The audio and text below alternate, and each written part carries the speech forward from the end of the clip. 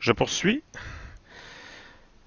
Nous parlions dans la capsule précédente de l'apparition d'une phase fortement hors d'équilibre, donc la martensite, qui apparaît lors d'un refroidissement très rapide. Donc, vous vous rappelez qu'on avait fait des expériences de trempe étagée ou de refroidissement isotherme à l'aide d'un four de traitement thermique, de bains de sel ajustés à différentes températures, d'un bac d'eau glacée ainsi que de plusieurs échantillons en acide 1080. Et la dernière expérience consistait à retirer la dernière pastille d'acier 1080, de la sortir du four rapidement et puis de l'immerger dans l'eau glacée de manière à faire un refroidissement extrêmement rapide, ce qu'on appelle communément en termes pratiques une trempe euh, de l'acier. Et nous avions causé, j'avais expliqué, là je ne reviens pas sur ce que j'ai expliqué dans la capsule précédente, de tout ce que vous voyez à l'écran présentement que je fais défiler rapidement, mais nous avions, par un refroidissement extrêmement rapide à partir de l'austenite à haute température, nous avions maintenu le carbone en solution qui était au départ justement mise en solution dans l'austenite et nous avions provoqué, euh, nous avions empêché complètement la diffusion du carbone par un refroidissement très rapide et provoqué une nouvelle phase, mais très importante chez l'acier, en l'occurrence la martensite dont vous voyez présentement à l'écran des métallographies. Donc, quand on observe au microscope, de la martensite, c'est à ça que ça va ressembler sur des échantillons qui sont bruts de trempe. Donc, une microstructure en aiguille, qui sont des lignes de Mach.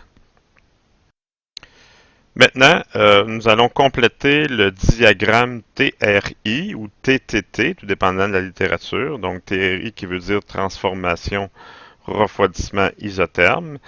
Vous voyez toutes les microstructures qu'on a générées par des refroidissements isothermes à différentes températures. Donc, pour des refroidissements isothermes à température plus élevée, on a provoqué l'apparition de perlites qui s'affinaient avec la température isotherme qui s'abaissait. Ensuite, pour des températures plus basses en isotherme, nous avons provoqué l'apparition de la bénite. Et finalement, par un refroidissement très rapide de l'austenite jusqu'à une température ambiante, nous avons provoqué l'apparition de martensite. Maintenant, pour terminer le diagramme TRI de l'acide 1080, nous allons définir une température pour laquelle qu'il faut atteindre pour le début de la transformation de l'austenite à martensite, en l'occurrence la température MS, qui est environ à 220-225 degrés Celsius là, dans le cas de l'acide 1080. Donc, vous le voyez ici, symbolisé MS. Donc, c'est à partir de cette température-là, lors du refroidissement, que l'austenite commence à se transformer en martensite. Puis, lorsque l'acier continue à refroidir, il finit par atteindre la martensite 90 qui est indiqué, ou le MF, qui est la température qu'il faut atteindre pour compléter la transformation martensitique. Donc, la martensite est une phase dite métastable, c'est-à-dire que normalement, elle ne devrait pas apparaître dans l'acier. Donc, on sait que quand on a vu lorsqu'on observe, lorsqu'on refroidit, c'est-à-dire un acier lentement, les vraies phases d'équilibre stable qui doivent apparaître sont tout dépendant de la teneur en carbone de l'acier. Là. Il y a la perlite, et puis si la teneur en carbone est plus basse que 0,8, il va y avoir de la ferrite primaire. Sinon, si la teneur en carbone de l'acier est supérieure à 0,8, on va avoir de la cémentite primaire qui va accompagner la perlite, qui sont les phases d'équilibre. Mais la martensite n'est pas supposée être là. Elle est là parce que on l'a provoquée de force par un refroidissement très rapide. Donc, la martensite, on la considère donc comme une phase métastable.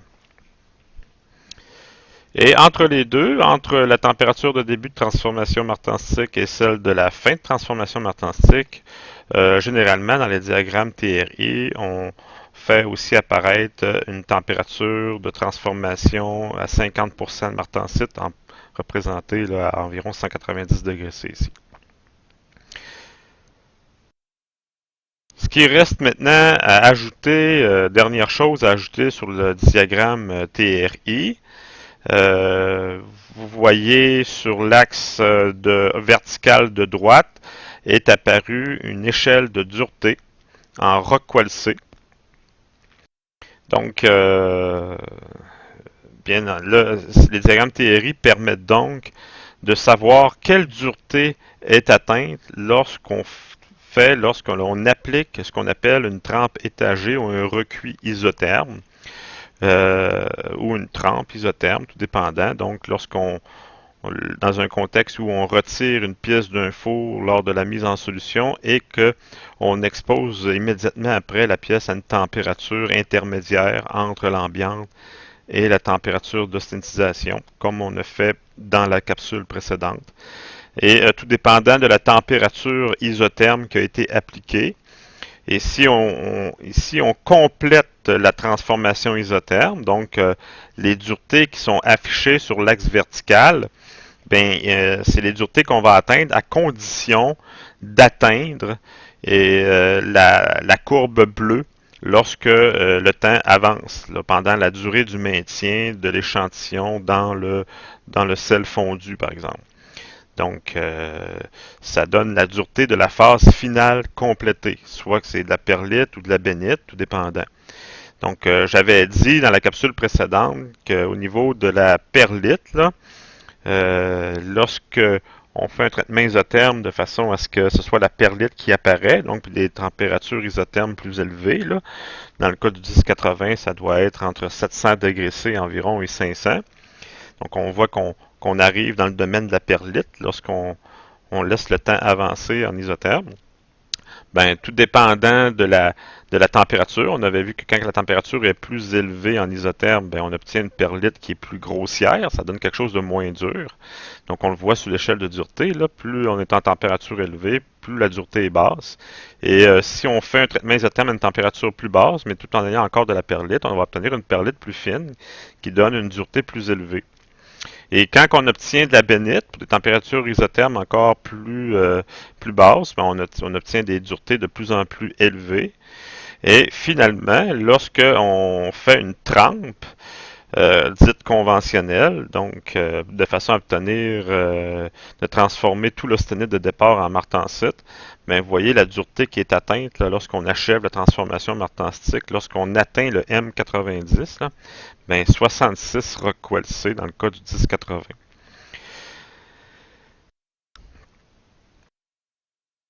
Donc, les diagrammes TRI dans le domaine du traitement thermique ont un certain intérêt. On peut les utiliser comme outils pratiques, surtout pour les trempes dites étagées. Donc, dans l'industrie, là, lorsqu'on veut avoir, pour différentes raisons que je vais vous expliquer dans d'autres capsules éventuelles, on a recours aux trempes étagées qui consistent à immerger la pièce dans une température intermédiaire entre celle de la température de mise en solution et la température ambiante, de manière à atteindre des propriétés, des microstructures finales. Comme j'avais souligné l'exemple des lames de chasse-neige qui justement subissent des traitements isothermes pour obtenir de la bénite. Et justement, la trempe isotherme ou le refroidissement isotherme, là, de manière plus générale, la trempe isotherme, c'est le procédé, tandis que le refroidissement isotherme, ben, c'est le principe. Ben, ça fait l'objet, là, c'est le sujet central de notre premier laboratoire en traitement thermique, donc refroidissement isotherme, que j'aurai l'occasion de vous parler un petit peu là, dans la dernière capsule, la sixième et dernière capsule de la première semaine. Donc, là, je compare, autrement dit, je mets un à côté de l'autre le diagramme TRI qui a l'apparence du diagramme TRI qui a servi pour ma présentation, qui est à gauche, donc. Et le même diagramme TRI, là, il est un petit peu d'apparence différente, mais celui-ci, il est tiré directement du volume e-Tweeters, ben, pas du volume e-Tweeters Guide, mais il est traduit en français là, sur l'image que je vous montre, mais le diagramme ressemble plus à ça. Là. Il n'y a pas de couleur, là. Il y a moins, au niveau look, il est un peu différent, il est un peu plus dépouillé, disons, là, simpliste. Mais lorsque vous consultez des diagrammes TRI d'un acier en particulier dans des volumes de référence comme le e-Tutors Guide ou comme dans votre livre de l'avenir, ben c'est à ça que ça va ressembler. Donc, on a toutes les informations là, qui nous permet là, de prédire les phases qu'on en obtient pour peu importe la température de refroidissement isotherme et le temps de maintien à la température concernée.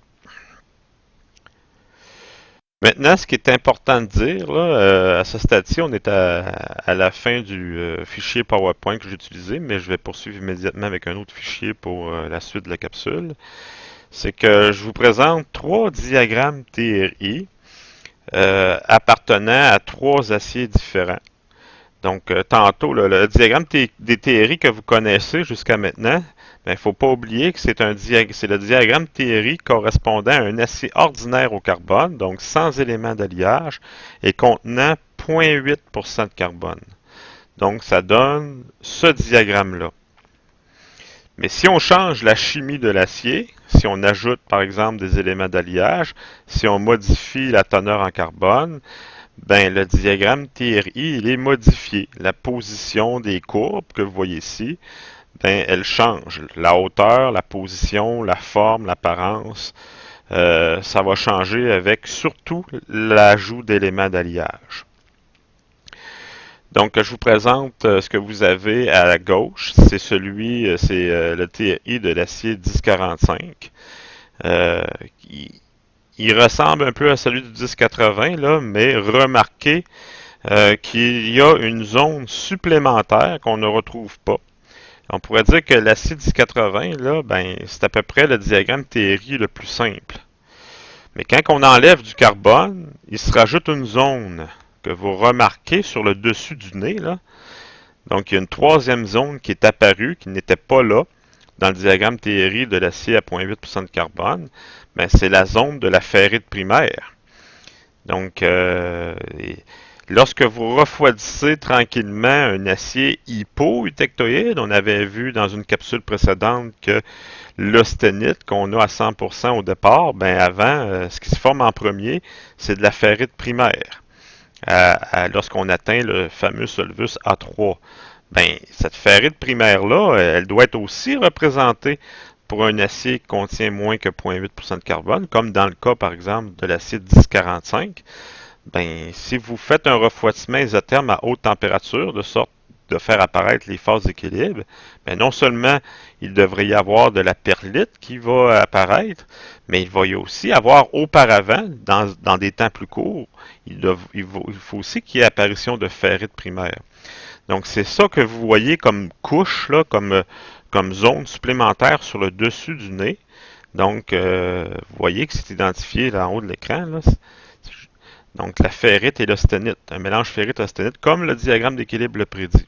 Et pour un des temps plus long, là on finit par, l'austenite restante finit par se transformer en perlite. Mais cette zone-là n'est pas applicable pour la zone inférieure du nez, où on ne peut pas avoir de ferrite primaire. Le refroidissement, la température est trop basse pour permettre l'apparition de ferrite primaire. Donc, on va, comme dans le cas du 1080, là, si, mettons, vous faites un isotherme dans le cas du 1045 à 450 degrés C, ben, il n'y aura pas de ferrite primaire. Ça va être comme dans le 1080, là, tout l'austenite va se transformer en bénite. Maintenant, j'attire votre attention sur le diagramme central qui lui concerne plutôt un autre acier qui ressemble, qui a à peu près le même taux de carbone que le 1045, mais qui contient une certaine quantité d'éléments d'alliage, au contraire du 1045 qui n'en contient pas.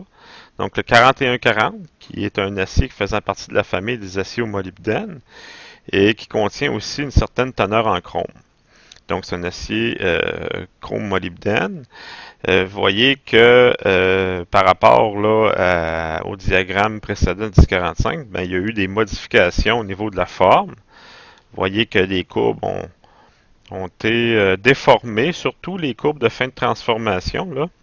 C'est un peu comme s'il y avait les courbes ont tendance à être retardées dans le temps pour certaines températures et ça met en évidence la zone ferritique, la zone, c'est-à-dire perlitique, ferrite, zone d'équilibre, et la zone bénitique. Donc là où la pointe, là où est-ce qu'on a les, vous voyez, si vous regardez à température de 1000 Fahrenheit, là, ou encore, si vous voulez, 530 degrés C environ, à des temps de près de 20 par 10 à la 4, là, on voit que euh, il y a eu un retard très important des transformations. Ça s'est complété beaucoup plus tard. Donc ça, c'est l'effet de l'ajout de molybdène et de chrome. Donc le molybdène et le chrome contribuent à retarder les transformations. Euh, et là, ça permet aussi surtout de dégager la zone d'austenite instable que vous avez dans la partie gauche du diagramme là, pour des temps précédant la courbe de début de transformation. Ça a aussi un effet sur la ligne du MS, mais ça, je reviendrai là-dessus plus tard. Et finalement, vous avez un troisième diagramme qui, lui, est encore plus allié que le précédent parce que c'est le 4340 et la différence entre le 4140 et le 4340, c'est que en plus du chrome et du molybdène, il y a du nickel dans l'acier. Et vous voyez le résultat que ça donne par rapport à l'autre diagramme central. Donc, il y a eu un retard. Là, les courbes se sont déplacées vers des temps plus longs encore et la courbe est encore plus déformée. Donc, ça, c'est d'un intérêt tout à fait fondamental en traitement thermique des aciers. On va le comprendre un petit peu plus tard là, euh, à partir de la prochaine capsule. Donc, je passe à un autre fichier PowerPoint pour poursuivre la capsule. Maintenant, vient le temps de s'intéresser à l'effet des éléments d'alliage. Donc, c'est ce que j'ai voulu vous montrer tout à l'heure en vous montrant trois diagrammes TRI de trois aciers différents. C'est premièrement, euh, vous précisez que chaque acier possède son diagramme TRI à lui. Donc, les diagrammes TRI sont personnalisés à chaque acier parce que chaque acier entre eux sont différents de par la présence et la teneur d'éléments d'alliage, aussi incluant le carbone, et que les éléments d'alliage et aussi, dans une certaine mesure, la teneur en carbone va modifier la position des courbes de début, de fin de transformation, donc donner lieu à des diagrammes différents. Donc, chaque acier possède son diagramme TRI. Donc, en pratique, les éléments d'alliage, ils vont influer sur les transformations à l'état solide. OK, ça c'est quelque chose que vous avez appris dans votre cours d'alliage ferreux, là. Le rôle en tout cas l'effet, disons, global des éléments d'alliage sur le diagramme d'équilibre. Donc, les éléments d'alliage vont influer sur les transformations à l'état solide selon qu'ils sont alphagènes, gammagènes ou carburigènes. Donc, les éléments d'alliage là, ont des effets différents sur l'acier.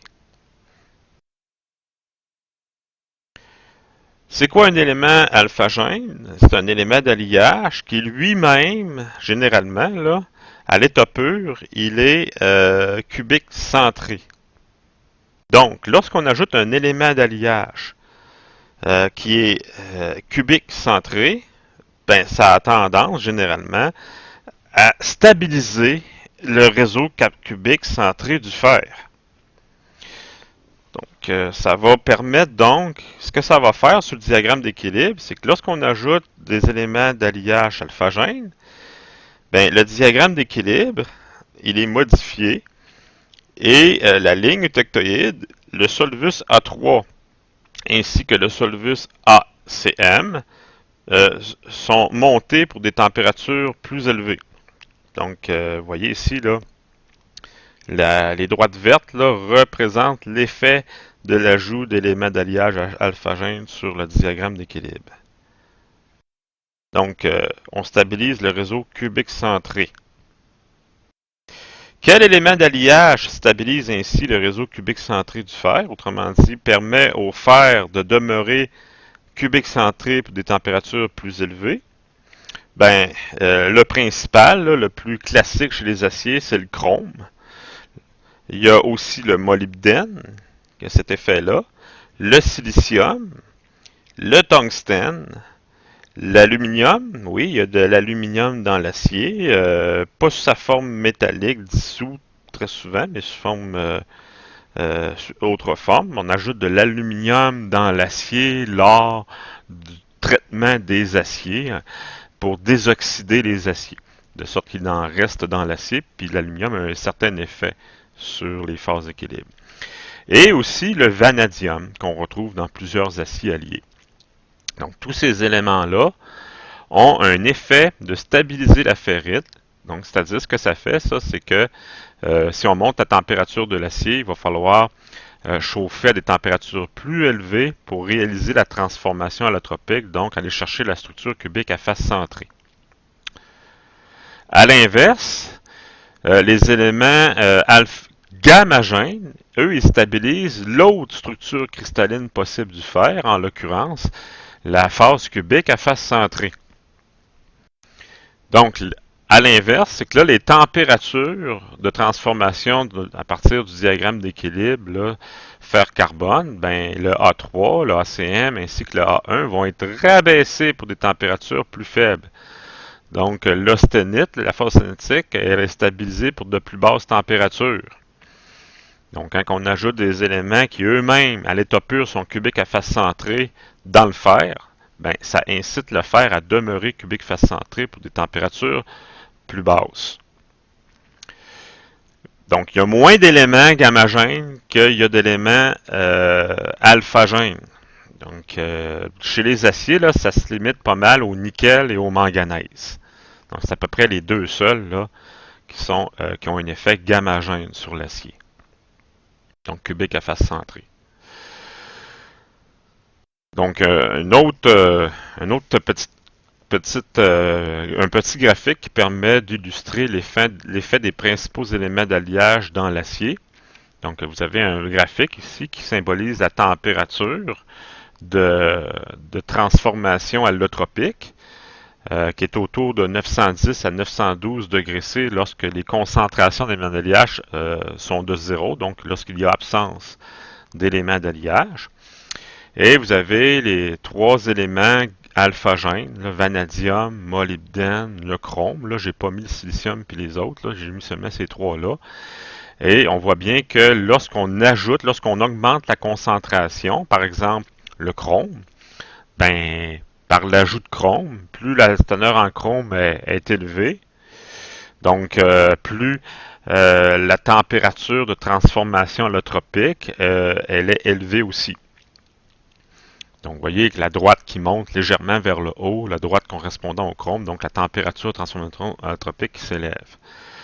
Le molybdène a le même effet que le chrome, mais on voit que le molybdène a un effet beaucoup plus important que le chrome sur la température de transformation allotropique.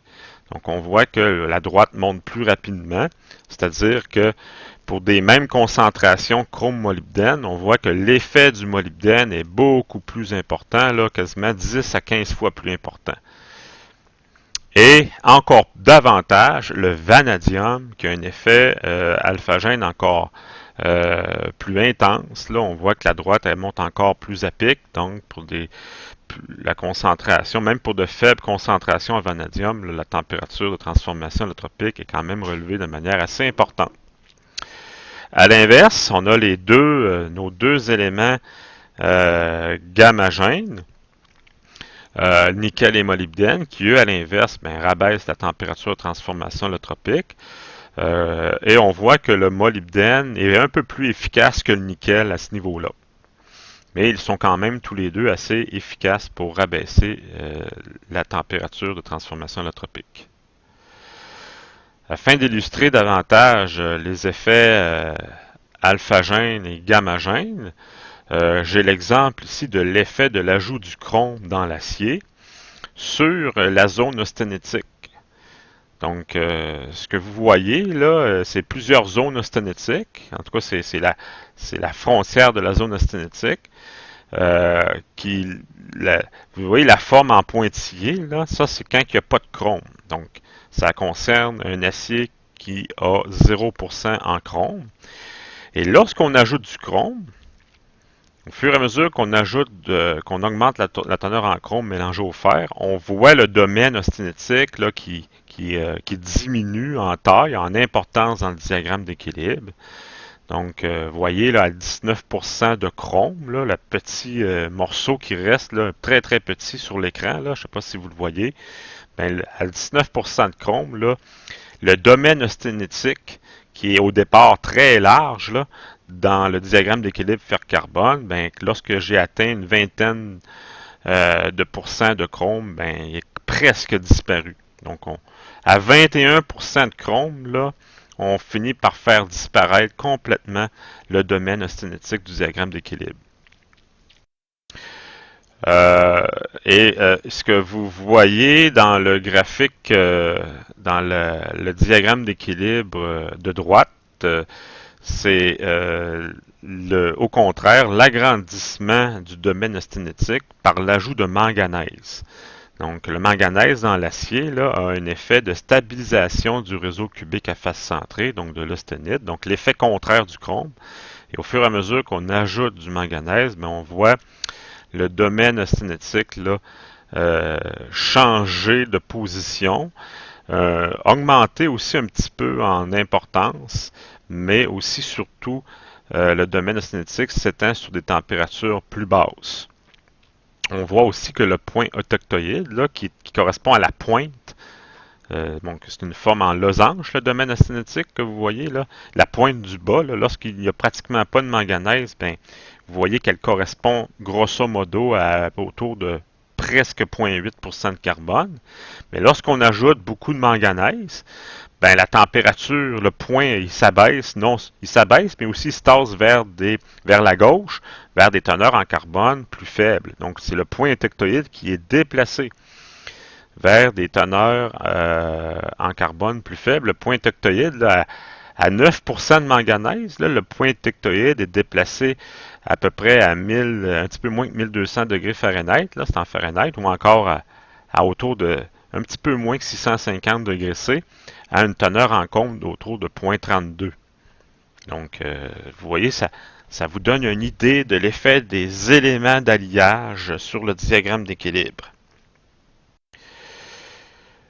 Mais les éléments d'alliage n'ont pas seulement une influence sur le réseau métallique que le fer va posséder en fonction de sa température, donc cubique face centrée ou cubique centré, mais les éléments, pas tous, mais la plupart, sont capables aussi de réagir chimiquement avec les atomes de carbone.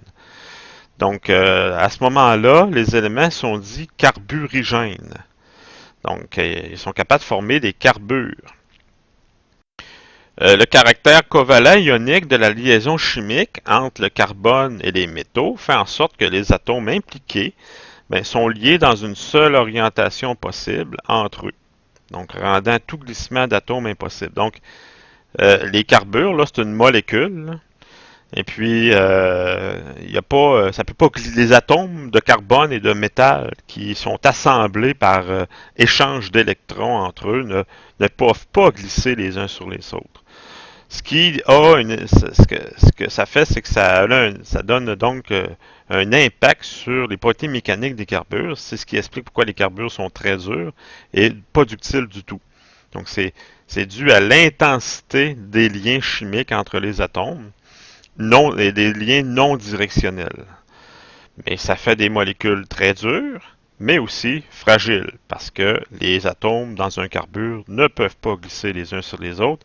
Les liens chimiques imposent une orientation à une direction entre les atomes entre eux impliqués dans la molécule. Et puis là, chez les aciers, quels sont les éléments d'alliage qui sont capables de former des carbures? Vous avez ici, je vous dresse une liste par ordre d'affinité avec la carbone. Donc, en ordre décroissant. Le titane, qu'on retrouve dans certains aciers, ben, c'est lui qui a une plus grande affinité avec le carbone. Donc, pour former ce qu'on appelle du carbure de titane. Le titane est un métal extrêmement réactif. Donc, il est très facilement oxydable, de sorte que lorsque le carbone dans l'acier, dans une charge liquide ou pendant le refroidissement, rentre en contact avec du carbone, ben, la réaction est instantanée, est très stable et très solide. Donc, ça donne des carbures très durs aussi en même temps.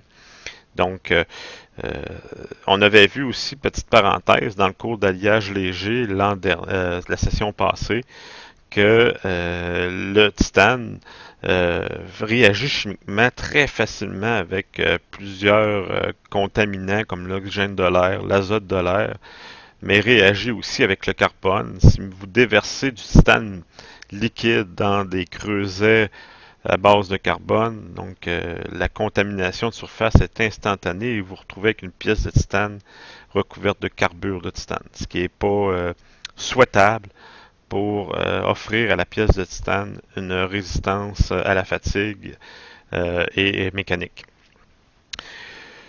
Parenthèse fermée. Maintenant, deuxième élément qui a une forte affinité avec le carbone, le silicium, pour former des carbures de silicium. Vous avez le vanadium, qui est fortement carburigène aussi, le tungstène qui l'est un peu moins. Ensuite vient le chrome et finalement le manganèse qui l'est un petit peu moins. Et je dis finalement le manganèse parce que tout de suite après vient le nickel, mais le nickel, je l'ai quand même mis dans la liste, là. Mais ça prend des conditions très spéciales pour que le nickel puisse former des carbures, euh, ce qui a peu de chances d'arriver dans un acier, de sorte que le nickel présent dans les aciers forme extrêmement peu de carbure. Donc, il n'est pas le nickel et le carbone ne s'aiment pas beaucoup. Quand ils se regardent, là, ils n'ont pas vraiment d'intérêt à réagir chimiquement ensemble. Donc, la très très forte majorité du nickel contenu dans l'acier demeure en solution dans la matrice métallique et ne forme pas vraiment de carbure. Maintenant, tous les éléments d'alliage, incluant le carbone, ont pour effet de retarder l'apparition de la ferrite et de la cémentite en bas de la température A3. Donc ici, ce que je vous montre, là, c'est l'effet des éléments d'alliage sur les diagrammes TRI. Tous les éléments d'alliage, mais il y a une exception. Mais tous les éléments d'alliage ont comme effet de déplacer les courbes de transformation vers des temps plus longs du diagramme TRI, donc vers la droite.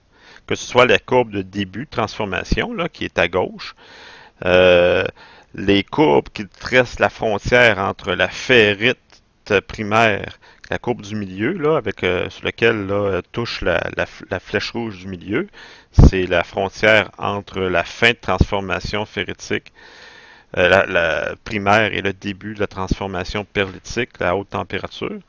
Euh, et les courbes de fin de transformation, qui sont les plus à droite, toutes ces courbes-là sont déplacées vers des temps plus longs. Et tout dépendant de la nature de l'élément, tout dépendant de sa concentration, de leur concentration dans l'acier, ben, le déplacement vers la droite va être de plus ou moins important. Donc, entre autres, c'est le cas du carbone. Le carbone a une contribution, mais assez faible, sur le déplacement sur des temps plus longs. Mais le silicium, le manganèse, le chrome, molybdène et le nickel contribuent tous à déplacer les courbes du diagramme TRI vers des temps plus longs. Donc, ils ont comme effet de retarder les transformations en isotherme. Ce qui implique donc que la zone d'austenite instable, correspond à la partie en vert sur le diagramme, là, tout ce qui est coincé entre temps 0 et la courbe de début de transformation. Quand on est dans cette zone-là, on est en austenite, mais instable, parce que si on laisse avancer le temps, cette austenite-là va finir par se transformer. C'est pour ça qu'elle est instable. Elle va se transformer éventuellement en phase plus équilibrée, ferrite, perlite, bénite. Ben, la zone s'agrandit, autrement dit. Hein. Si on ajoute des éléments d'alliage, les courbes se déplacent vers la droite. Donc, la zone en vert, lorsqu'elle est instable, va s'étendre sur des temps plus longs, va occuper un domaine plus large. Et là, ce que je viens de dire, mine de rien, là, une phrase qui paraît anodine, mais c'est extrêmement important en traitement thermique, le fait d'avoir la possibilité, par l'ajout d'éléments d'alliage, de déplacer les courbes vers des temps plus longs et d'agrandir le domaine d'austenite instable. Donc, j'aurai l'occasion bientôt de l'expliquer davantage. Donc, certains éléments sont plus efficaces que d'autres pour retarder l'apparition des phases d'équilibre à partir de l'austenite. Dans l'ordre décroissant, le bore qu'on retrouve dans certains aciers, le bore est un atome très petit, dans le même ordre de grandeur que l'atome de carbone. Et quand on ajoute du bore dans l'acier, le bore a à peu près les mêmes effets que le carbone. Donc, il durcit la ferrite, entre autres, mais il contribue fortement à augmenter, c'est-à-dire à déplacer les courbes de transformation vers des temps plus longs. C'est l'élément qui a l'effet le plus spectaculaire, mais les aciers contenant du bore sont rares. On les appelle justement les aciers au bore. Parce que le bore coûte cher, donc on va ajouter du bore seulement s'il y a un intérêt particulier à pouvoir l'ajouter. Le deuxième élément qui a le plus d'effet, en fonction de sa concentration, bien entendu, sur le déplacement des courbes TRI vers la droite, est le vanadium. Donc le vanadium, là, on a vu qu'il était carburigène, mais il a aussi un effet important sur le retard des transformations. Ensuite vient le niobium. Donc le niobium qu'on retrouve aussi dans certains aciers a un effet aussi qui peut être important et qui est très important sur le retard de transformation, mais c'est un métal très dispendieux. On le retrouve dans certains aciers, notamment dans les applications militaires. C'est un métal hautement stratégique, mais qui est réservé à certaines applications seulement. Petite parenthèse concernant le niobium, là, il y a à peu près 2 mines dans le monde de niobium. Il y en a une en Chine, puis il y en a une où, donc je vous laisse deviner, là, ben, chez nous, au Québec, au Saguenay, dans un village qui s'appelle Saint-Honoré. Donc, il y a un riche gisement de niobium, et tout le niobium, ou à peu près tout le niobium qui sort de cette mine-là, qui est exploitée, est réservé à l'armée américaine. Donc, c'est une mine qui appartient pratiquement, là, en tout cas, c'est une compagnie privée officiellement, mais le gouvernement américain a une mainmise, là, un certain contrôle sur l'approvisionnement de niobium provenant de la mine québécoise. Donc, c'est pas des choses, des informations que tout le monde connaît. Mais ceux qui viennent probablement, ceux qui sont originaires du Saguenay, là, euh, c'est quelque chose qui est commun là, à savoir, mais quand on vient de notre région, on ignore ce genre d'informations-là. Un autre acier qui a un effet important aussi sur le retard des transformations est le molybdène. Le molybdène, en plus d'être carburigène, en plus d'être alphagène, ben, il a une contribution importante sur le retard des transformations. Et là, les éléments suivants deviennent de moins en moins, influencent de moins en moins le déplacement de la courbe. Vient ensuite le chrome, qui est moins efficace que les autres, que les premiers. Ensuite, en ordre d'efficacité, un petit peu moins que le chrome, le manganèse. Ensuite, il y a le silicium, le tungstène, et d'une moindre importance, le nickel. Donc le nickel est celui qui est un peu dans toute la liste que je viens de dresser là, c'est lui qui est le moins efficace pour déplacer les courbes. Par contre, le nickel, là, c'est pas mentionné dans mon PowerPoint, il n'a pas d'effet sur la bénite, mais il a un effet non négligeable là, sur l'apparition de la ferrite primaire et aussi un peu de la perlite. Donc, le pouvoir retardateur des transformations d'austenite en phase d'équilibre lors du refroidissement, il est déterminé en bonne partie par leur pouvoir de diffusion dans l'austenite. Donc là, je vais vous expliquer de manière fondamentale là, comment exactement les éléments d'alliage vont retarder les transformations, vont donc avoir un effet sur le temps requis pour faire apparaître soit la perlite et la ferrite primaire ou la bénite lors d'un refroidissement isotherme. Là, ce que j'ai pris soin de faire, là, ça paraît peut-être pas à l'écran, là, mais j'ai représenté tous les atomes avec leurs symboles chimiques, là, tous les principaux éléments, ben, même presque tous les éléments d'alliage, il y a même le niobium qui est présent là, dans les aciers. Ils ne sont pas tous là à 100%, mais les plus importants, ils sont là. Et puis là, j'ai représenté deux choses en même temps. Là. Donc, j'ai représenté à l'échelle le diamètre des atomes. Donc, si vous êtes suffisamment observateur, là, c'est sûr que c'est pas évident à l'œil, mais le diamètre des cercles sur la présentation PowerPoint, ben, les diamètres des cercles relatifs d'un élément à l'autre correspondent à la réalité. Donc, si vous observez bien, par exemple, si vous regardez l'atome de niobium, le cercle correspondant à l'atome de niobium, puis vous regardez celui là à l'autre bout, là, le silicium, ben, on voit que le niobium est plus gros que le silicium. Donc, j'ai vraiment fait à l'échelle la taille des atomes, les uns par rapport aux autres. Donc, pour tout simplement dire et illustrer le fait que la taille des atomes d'éléments d'alliage a une influence sur le retard des transformations. Et là, ben, si vous observez l'atome de niobium, ben, c'est le plus gros là, du groupe qui est ici. Là. Ben, c'est à cause de sa grosse taille qu'il retarde de manière très efficace les transformations de l'acier. Pourquoi?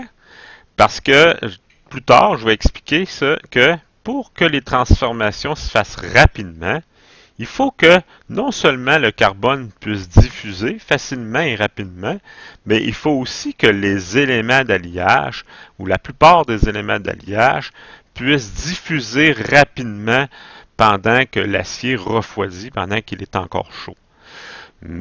Et qu'est-ce qui va influencer le pouvoir de diffusion des éléments d'alliage d'un site, mais pas d'un site, c'est-à-dire d'une position à l'autre, là, parce qu'on sait que les éléments d'alliage, ils n'occupent pas les sites, c'est seulement le carbone, parce qu'il est assez petit, mais les autres éléments sont beaucoup, leur taille s'approche de celle du fer. On voit l'atome de fer qui est aussi représenté, là.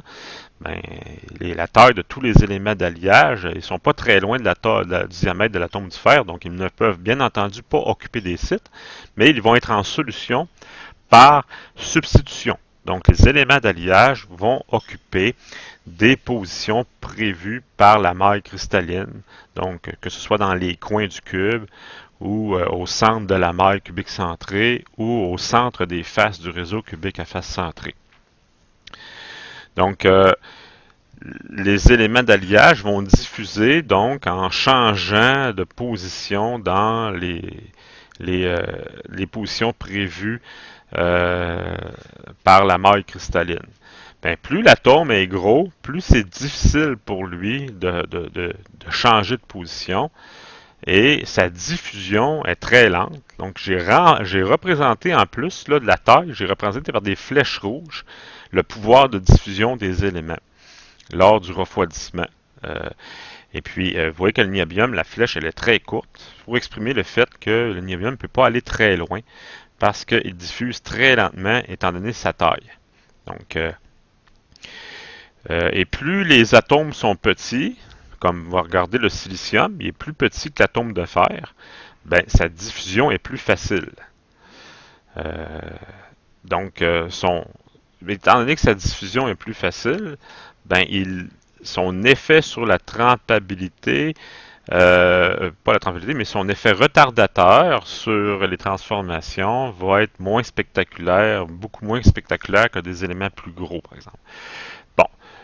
Mais il y a aussi le fait que, par exemple, l'atome de nickel, sa taille là, est très très proche de celle du fer. Tantôt, je vais vous montrer des dimensions de taille d'atome, là. Elle est très proche de celle du fer, ce qui fait que le nickel a un certain pouvoir de diffusion. On voit même que c'est celui-là qui diffuse le mieux, pour lequel il y a la flèche rouge la plus longue, pour exprimer le fait que sa diffusion est assez facile. Pourquoi? Parce que son diamètre ressemble, en tout cas s'approche de beaucoup de celui du fer. Donc ça facilite son changement de position dans la mer cristalline, donc son pouvoir de diffusion dans l'austenite. Donc le pouvoir de diffusion est à son tour déterminé par la différence de la taille de l'atome par rapport à celui du fer. Donc plus le diamètre d'un atome est proche du diamètre du fer, plus sa diffusion va être facilitée dans l'austenite lors de la transformation, lors du refroidissement, pendant le moment où l'austenite est instable. Là, je vous montre un graphique à gauche qui est justement, c'est marqué facteur de trempabilité sur le graphique en axe vertical. Je ne vous ai pas encore défini c'était quoi la trempabilité. Je vais le définir dans un cours d'ici quelques semaines, mais pour l'instant, on pourrait remplacer le terme trempabilité par, je dirais, pouvoir de déplacement des courbes vers la droite. Donc, autrement dit, là, on y va dans le même ordre là, que les éléments que je vous ai présentés tout à l'heure. L'effet des éléments sur le déplacement des courbes TRI vers des temps plus longs. Donc, c'est ça que ça veut dire, Y. Là, c'est un indice. Les chiffres que vous voyez ici, 1, 1.1, 1.2, c'est des indices d'effet sur le déplacement. On avait vu que le vanadium, c'était lui qui était le plus efficace. On le voit de par la droite plus inclinée. Donc, pour des teneurs en éléments d'alliage plus faibles, c'est lui qui va avoir un effet le plus important sur le déplacement des courbes. Et à l'inverse, vous avez le nickel qui, lui, a, selon sa concentration, lui, il est moins spectaculaire sur le déplacement des courbes. Donc, plus les éléments sont concentrés, plus l'apparition des phases d'équilibre, donc ferrite plus cémentite, à travers l'apparition de la ferrite primaire, la perlite ou la bénite, plus elle est retardée. Je vais tout simplement prendre le temps de regarder quel temps j'ai utilisé pour la présentation. OK, on va continuer encore quelques minutes. Donc, influence des éléments d'alliage dans l'acier. Commençons par parler de l'influence du carbone, spécifiquement du carbone sur l'allure du diagramme TRI. Bon, je vous avais donné une bonne idée tantôt en comparant le 1045 avec le 1080. Mais le carbone a un effet sur le retard, sur le déplacement vers la droite des diagrammes, mais pas tellement important. On voit que entre 0.2 carbone, 0.5, 0.8, bon oui, il y a un déplacement des courbes, mais pas aussi efficace qu'avec des éléments d'alliage. Okay? Par contre, et là je mets en évidence par un trait rouge sur chacun des diagrammes, j'ai mis en évidence la température de début de transformation martensite qu'on avait défini tout à l'heure, que je vous ai montré tout à l'heure, le fameux MS, qu'il faut atteindre pour commencer à transformer l'austenite en martensite. Mais regardez, le carbone a un effet important sur cette température-là. Donc on le voit là sur le graphique de gauche. À 410 degrés C, c'est la température pour laquelle la transformation martensite débute pour un acier ordinaire au carbone contenant 0.2. Si j'ajoute du carbone, donc je multiplie par 2.5 pour en arriver à une teneur à 0.5, bien, vous voyez, la température a baissé de 415 jusqu'à environ 300 degrés C. Donc une baisse de plus de 100 degrés Celsius par un ajout de 0.3% de carbone. Et si j'ajoute encore davantage de carbone, ben la température de début de transformation martensite s'abaisse encore davantage presque une autre centaine de degrés. Là, on arrive à peu près à 210 degrés C. Donc, le carbone n'a pas un effet si important sur le déplacement des courbes de début et de fin de transformation euh, pour obtenir la bénite, la ferrite primaire et la perlite, mais par contre a un effet très important sur l'abaissement de la température de début de transformation martensite. Donc la température qu'il faut atteindre pour commencer à transformer l'austenite instable en martensite. Je vais m'arrêter maintenant ici avant de poursuivre plus loin pour la première capsule, pas la première, la cinquième capsule, c'est-à-dire de la première semaine. Il va rester une dernière, sixième et dernière capsule pour compléter la première semaine.